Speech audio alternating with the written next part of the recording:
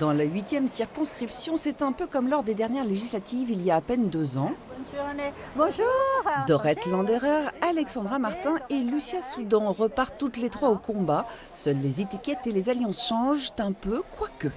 Je n'ai fait d'alliance qu'avec les habitants de la 8e circonscription. Cette alliance, je l'ai nouée il y a déjà 2 ans. J'ai obtenu avec Éric Pauget et Kevin Luciano un commissariat de plein exercice à Valorise. Je crois qu'on ne peut pas plus concret.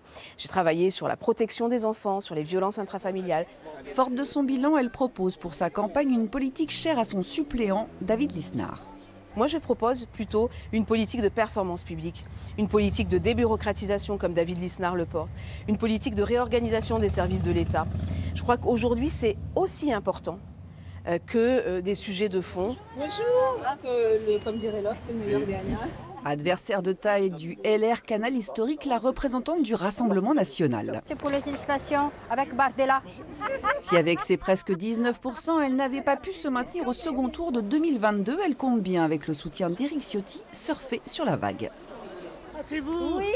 Bon, vous allez passer les doigts dans le... On va déjà appuyer sur l'insécurité, le pouvoir d'achat et après pour la retraite ou les autres programmes, ce sera ensuite. Là, il faut vraiment être ferme dans ce qu'on fait sur la sécurité et puis aussi l'augmentation des délinquances mineures.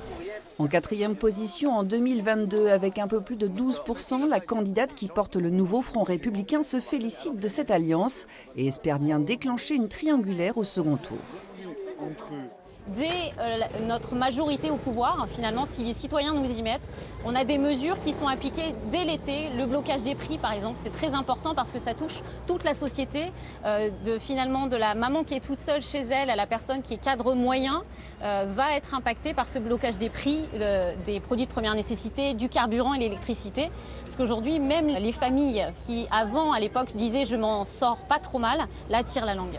Et celui qui fait parler de lui, c'est le successeur de Jean-Valéry de Sens, dont d'aucuns chuchotent que c'est un étranger parachuté de la 7e circonscription, juste de l'autre côté de ce trottoir. La frontière du boulevard Carnot, entre guillemets, j'ai osé la franchir pour me présenter dans la 8e, parce que je pensais qu'il y avait un risque beaucoup plus important, RN, sur la 8e, enfin RN. Élargi, puisque et ça s'est élargi maintenant aux ciotistes. C'est assez dur d'être centriste et de se faire entendre. Parce qu'on ne fait pas appel à l'émotion, on fait appel à la raison. On demande aux gens de calculer, de réfléchir et autres. On n'est pas là pour dire « Ah, un fait divers, ah, un truc comme ça ». Donc voilà, c'est complexe. Aux côtés de la candidate lutte ouvrière déjà présente en 2022, Marie-Josée Pereira, 2 nouveaux noms pour cette 8e circonscription, Christophe Nutzler sous l'étiquette divers et Anne Ity de la liste Écologie au centre.